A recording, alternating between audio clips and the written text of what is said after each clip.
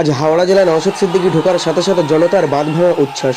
যে ছবি একেবারে আপনাদেরকে দেখানোর চেষ্টা করছি, হাওড়া জেলায় নওশাদ সিদ্দিকী প্রবেশ করার সাথে সাথে এ যেন একেবারে জনজোয়ার। আপনাদেরকে দেখানোর চেষ্টা করছি আজ নওশাদ সিদ্দিকী এসআইআর সহায়তা শিবির ও জনসভায় উপস্থিত হন হাওড়া জেলার খলিশানি মালপাড়া উলুবেড়িয়া এলাকায়। সেখানে একেবারে দেখতে পাচ্ছেন হাজারে হাজারে মানুষ কিন্তু জমায়েত করে। নওশাদ সিদ্দিকী যাওয়ার সাথে সাথে মানুষ একেবারে তার সঙ্গে একবার সাক্ষাতের জন্যে একেবারে কিভাবে নওশাদ সিদ্দিকীকে দেখার জন্য সেখানে ভিড় করেছে সেই ছবি একেবারে আপনাদেরকে দেখানোর চেষ্টা করছি। আজ এই সভা থেকে নওশাদ সিদ্দিকী কী বার্তা দিলেন সেটাও আপনাদেরকে শোনানোর চেষ্টা করব। 2026 বিধানসভা ইলেকশনের ঘোষণা হওয়ার আগে থেকেই নওশাদ সিদ্দিকী বাংলার এক প্রান্ত থেকে অপর প্রান্ত যেখানেই যাচ্ছে মানুষের বাঁধ ভাঙা উচ্ছ্বাস। মানুষ যেন নওশাদ সিদ্দিকী তথা আইএসএফের থেকে এক নতুন দিশা পাচ্ছে, এ ছবি তারই প্রমাণ দেয়। নওশাদ সিদ্দিকী যেন বাংলার প্রতিটা প্রান্তে প্রান্তে একটা করে নওশাদ সিদ্দিকী প্রয়োজন, এই কথা যেন বাংলার মানুষ বলতে চাইছে।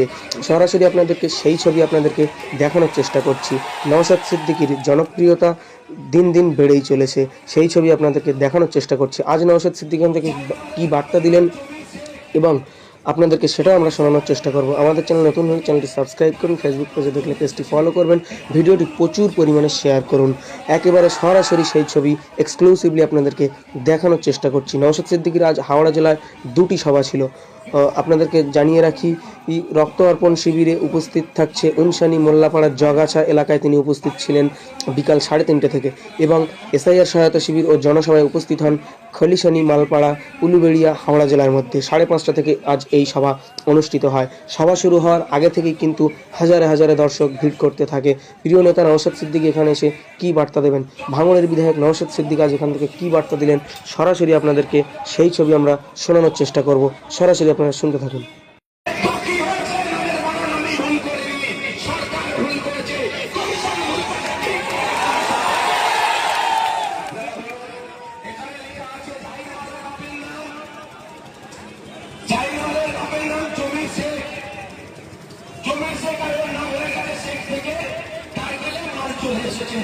এটা আমি ভুল করেছি না সরকার ভুল করেছে, সরকারকে দায়িত্ব নিতে হবে। আতঙ্কিত হবেন না। যখন পশ্চিমবঙ্গ হারিবে হতে সরে আসতে হবে ভাই আমার, ভাই আমার শোনো, ভাই আমার হারিবে এখান থেকে চলে আসো ভাই আমার। প্রশাসনকে তার কাজটা করতে দাও। কিছু বিপদ হয়ে গেলে আমরা আবার প্রশাসনকে বলবো কি তাকে ট্রেনে ঘুমাচ্ছিল, তাহলে প্রশাসনকে তার কাজটা করতে দিতে হবে। ভাই দিকে চলে আসো। তো আপনারা চালিয়ে রাখি, যখন এসআইআর লাগু হয়নি পশ্চিমবাংলায়, এসআইআর হবে হবে হচ্ছিল, তখন থেকে আমি বলা শুরু করেছিলাম কি আপনারা আতঙ্কিত হবেন না। সেই সময় তৃণমূলের অনেক বন্ধুরা আমাকে কি বলেছিল, অমুকে তালার তমুকে তালার। আজকে যদি আমার জাহির ভাইটি আমার কথা শুনে আতঙ্কিত না হতো তাহলে হয়তো সাথে প্রাণী মানত। কিন্তু মমতা ব্যানার্জির কথাতে ভরসা করেছিল হয়তো শুভেন্দু অধিকারীর কথাতে ভয় পেয়ে গিয়েছে। 1.5 কোটি রোহিঙ্গা আছে, জাহিরের টাইটেল মিলছে না, সেই জন্য জাহির ভয় খেয়ে গিয়েছে। 30 বছর একটা তরতাজা যুবক যার মতো বয়সী ছেলেরা ভয়কে উপেক্ষা করে চলবে, কিন্তু পশ্চিমবাংলার মাটিকে এতটাই আবন্দিত করে রেখেছে। 30 বছর একটা যুবক যে দেশের জন্য রাজ্যের জন্য কখনো কাজ করতে পারত, সে মতো ছেলে সুসাইড করলো। এর তাই কোনো অর্থেই শুভেন্দু অধিকারী এড়িয়ে যেতে পারে না। শুভেন্দু অধিকারীকে জন্য কি হয়েছে, তার নাকি পদবী ভুল আছে, এই জন্য ছেলেটি 30 বছরের ছেলে, মানে আমাদের মতো বয়সী ছেলে, তার পদবী ভুল আছে, সেই জন্য সে ভয়ে সুসাইড করেছে। আচ্ছা, এই আতঙ্কের পরিবেশ কারা তৈরি করলো খুঁজে বার করতে হবে। এই আতঙ্কের পরিবেশ কেন তৈরি হলো? এই বালপাড়ার মানুষেরা যারা আমার বাপের বয়সী মানুষ, তাদেরকে বলবো 2002 সালে আপনারা এসআইআর দেখেননি, তখন তো কেউ সুসাইড করেনি, তখন তো কেউ মারা যায়নি, তখন তো কাউকে আতঙ্কিত করা হয়নি। তাহলে 2025 সালে এসে এসআইআর এর আতঙ্কে কেন সুসাইড করবে? এই আতঙ্ক ছড়াচ্ছে কে? শুভেন্দু অধিকারী আতঙ্ক ছড়াচ্ছে। শুভেন্দু অধিকারীকে আতঙ্ক ছড়ানোর জন্য কেন মমতা ব্যানার্জিকে পুলিশ গ্রেফতার করেনি, এর জবাব মমতা ব্যানার্জিকেই দিতে হবে।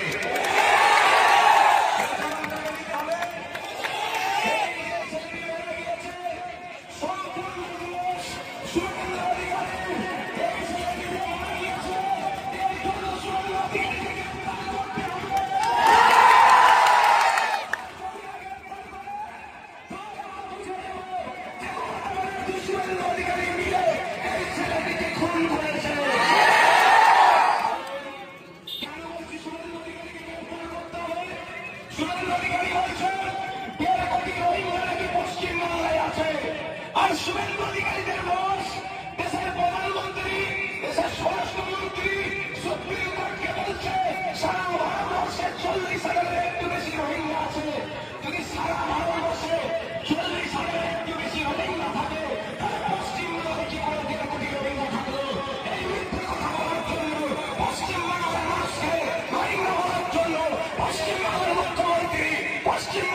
সন্ত্রীটাই হবে শুভেন্দু অধিকারীকে ভাবে জেলের মধ্যে রাখা। পরিচয় করিয়ে দিয়ে যাচ্ছি তো নাসির ভাই, আসো একটু। আর কি আছে অঞ্চলে এখানে? উলবেড়িয়া পূর্বের কারা আছে? আসো সব উলবেড়িয়া পূর্বের যারা আছে দেখিয়ে দিচ্ছি। এদের সাথে কথা বলবেন। যদি ঘটনাক্রমে কারো নাম আসেনি, ওই আমার জাহির ভাইয়ের মতো ভুল কাজ করবেন না, আমি অনুরোধ করছি। কি করবেন? এদের সাথে যোগাযোগ করবেন যে তোদের ভাইজান আমরা শুনে, আমার ভিডিও তো অনেকজন শুনছেন, তো অনেকজন দেখছে, তো অনেকে আসতে পারেনি।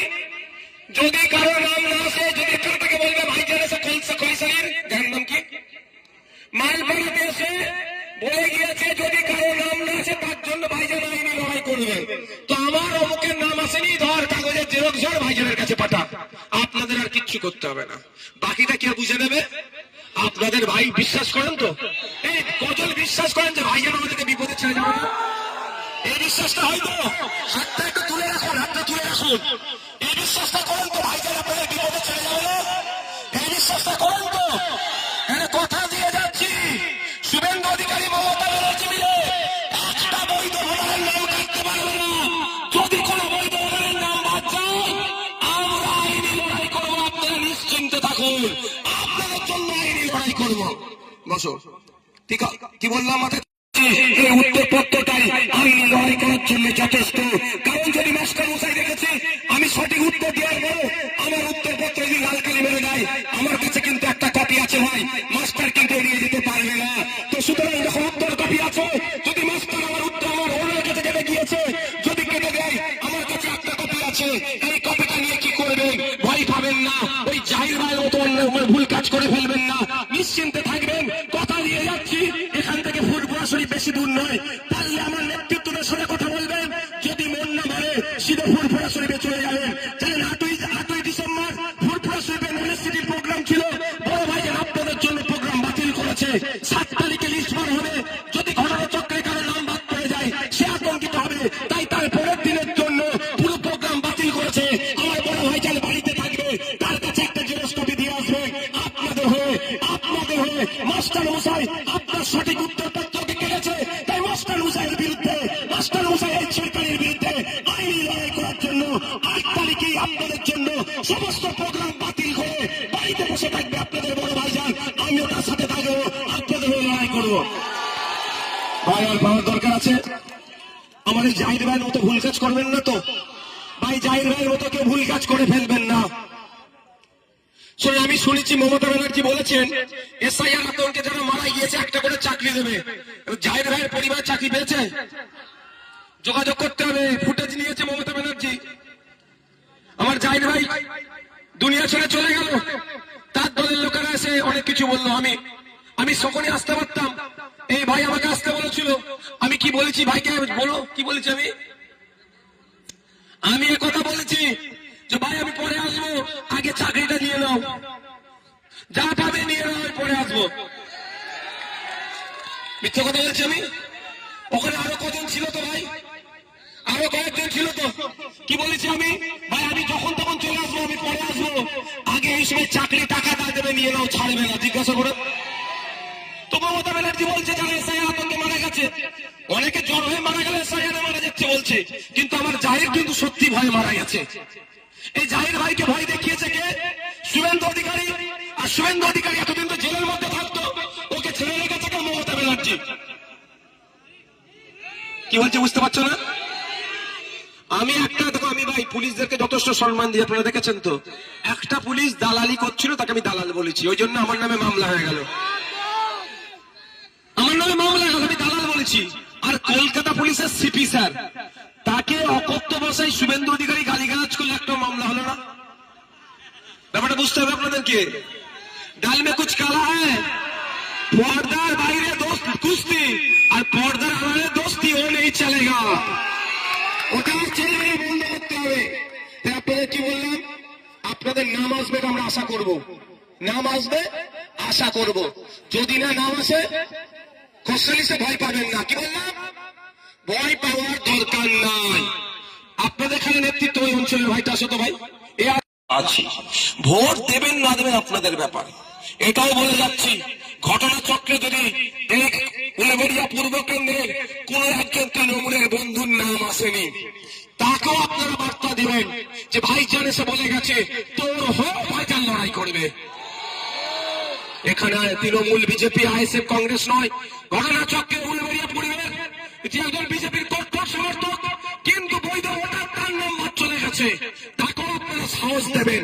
সে তার ভালো লেগেছে বিজেপি করছে, তার ভালো লেগেছে তৃণমূল করছে, তার ভালো লেগেছে সিপিএম করছে, তার ভালো লেগেছে কংগ্রেস করছে, তার ভালো লাগলে আইএসএফ করেনি। কিন্তু আমার কাছে ওটা মানদণ্ড নয়, আমার কাছে মানদণ্ড হচ্ছে মানবতা, আমার কাছে মানদণ্ড হচ্ছে সংবিধান। সংবিধান আর্টিকেল 326 বলছে প্রতিটা ভারতীয় নাগরিকের 18 বছরে উঠতে হলে তার ভোটদানের স্বাধীনতা থাকবে। আর নির্বাচন কমিশন যদি তার ভোটদানের স্বাধীনতাকে কেড়ে নেয়, সে বিজেপি করুক, তৃণমূল করুক, তার যে দল করে গেল, আইএসএফ এর চরম বিরোধী হলো, তার পাশে অন্য কেউ থাকুক আর নাই থাকুক, সংবিধানের অধিকার রক্ষার জন্য তার পাশে আইএসএফ থাকবে, নওশাদ সিদ্দিকী থাকবে। কোন ভয়ের? আপনারা কাজকাম করেন কিসের? কি কাজ করো ভাই? জরির কাজ করো তো? এবার আপনাকে বলেন, আমি কেন বারবার বলেছি আতঙ্কিত হবেন না। জরির কাজ করছে, তলায় মাঝে মাঝে হাত দিতে হইতো নাকি? উপরে একটা নিচে একটা হাত দেয় তো? ঠিকঠাক বলছি তো নাকি? আচ্ছা, কাজ করছেন, এদিকে মাথায় এসআইআর হবে, এসআইআর হবে, এসআইআর, হাতে তো ছুঁচ উঠে যাবে ভাই। কি গো, কাপড় কাটছো, কাটিং মাস্টার এসআইআর হবে, ও তো প্যান্টের জায়গায় শার্ট কেটে ফেলবে।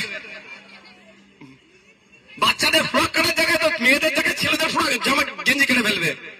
যদি মাথায় টেনশন নিয়ে কাজ করো, আমি আপনাদের বলবো, যে কাজ করেন আপনারা, দর্জির হোক, জরির হোক, যাই হোক, আপনারা আপনাদের বিন্দাস কাজ করুন। আমাদের ভিডিও দেওয়া আছে ফেসবুকে, আমার পেজও আছে, আপনারা ফর্ম ফিল আপ করুন, নাহলে আমাদের নেতৃত্বদের সহযোগিতা নিন, এরা ফর্ম ফিল আপ করবে। বা ওখানে দেখবেন তৃণমূল, সিপিএম, কংগ্রেস অনেকে বুথ করেছে, আপনারা আমাদের কাছে আসতে বলেন বা ওদের কাছে যেতে বলেন। এখানে আমি কোনো ভেদাভেদ রাখতে চাই না, আমার চাই বৈধ ভোটারের নামটা থাকুক। সেখানে আপনি জেরক্স ফর্ম নিয়ে গিয়ে ফিল আপ করে নিয়ে এসে ঘরেও ফিল আপ করতে পারেন, গিয়ে ঠান্ডা মাথায় ফিল আপ করবেন, ফিল আপ করে জমা দিয়ে রিসিপ্টটা নিয়ে নিন। জরির কাজটা মন দিয়ে করুন, এমনি জরির অবস্থা খারাপ হয়ে গেছে, বেশি কাজ করতে হচ্ছে, কম কামানি পেচ্ছে। আজকে দাঁড়িয়ে দেখেন আলোচনা করার দরকার ছিল যে জরির একটা সময় এত ডিমান্ড ছিল, এখন কমে গেল কেন? ডিমান্ড এখন কমেনি, মজুরি কমিয়ে দেওয়া হয়েছে। মধ্যিখানে দালাল ভুইফুরেরা আপনাদের মজুরিকে চুরি করছে। সরকারের কাজ ছিল এই দর্জি, এই জরি শ্রমিকদের দুর্দশার কথা চিন্তা করা। সরকারের কাজ ছিল কি এই দর্জি বা জরি শ্রমিকদের যাতে দিনের আয় বাড়ে তার ব্যবস্থা করা। সরকারের কাজ কি ছিল? আন্তর্জাতিক স্তরে এখান থেকে এই দর্জির বা জরির কাজ ডাইরেক্ট যাতে যেতে পারে তার ব্যবস্থা করা। তার পরিবর্তে সরকার আপনাকে কি করছে? এসআইআর লাইনে লাগিয়ে দিচ্ছে।